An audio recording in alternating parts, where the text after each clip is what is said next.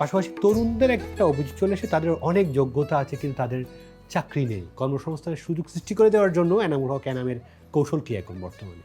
ধরেন আমাদের তো এটা কেন্দ্রীয় বা আমাদের মাননীয় প্রধানমন্ত্রী থেকে বলা হয়েছে 18 মাসে 1 কোটি মানুষের কর্মসংস্থান হবে। তো সেই ক্ষেত্রে পটিয়ার লোকজনকে আসলে চট্টগ্রাম বিশেষ করে আপনারা জানেন কিছুদিন অর্থাৎ অন্তর্বর্তীকালীন সরকারের সময়ে অনেক হাজার হাজার লোককে চাকরিচ্যুত করা হয়েছে অন্যায়ভাবে তাদের কথা। সেটা আমরা বিবেচনা করার জন্য সরকারের কাছে আমরা সংসদে আপিল করেছি যারা তাদের চাকরিটুকু যাতে ফেরত পায়। এখন তাদের চাকরির কারণে অনেক ফ্যামিলি দেখেছি আত্মহত্যা পর্যন্ত বেছে নিয়ে। পটিয়াতে যারা চাকরি পেয়েছে ব্যাংকে তাদের চাকরি সবার চলে গেছে এক কথায়।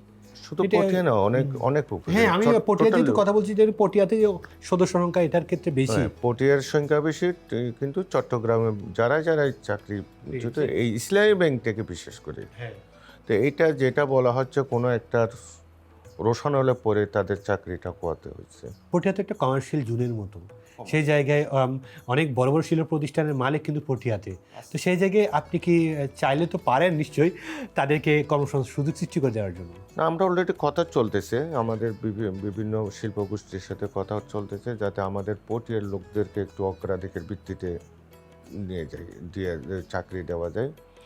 এবং ধরেন সরকারিভাবে তো এগুলি তো আসলে সরকারিভাবে যে আমরা সুপারিশ করতে পারি, কিন্তু যোগ্যতা তো থাকতে হবে।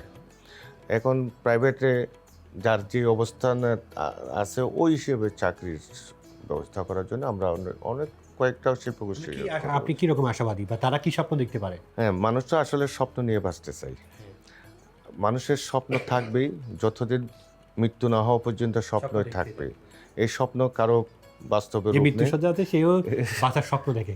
আপনারা জানেন পটিয়া সহ চট্টগ্রাম লোকেরা একটু বিদেশমুখী বেশি থাকে। তো যার কারণে তারা এই চাকরি থেকে বিদেশে যাওয়ার আগ্রহটা বেশি থাকে। অবশ্যই যারা এখানে থাকবে তাদের জন্য চাকরির ব্যবস্থা অবশ্যই আমরা একটা সুযোগ সৃষ্টি করে দেব।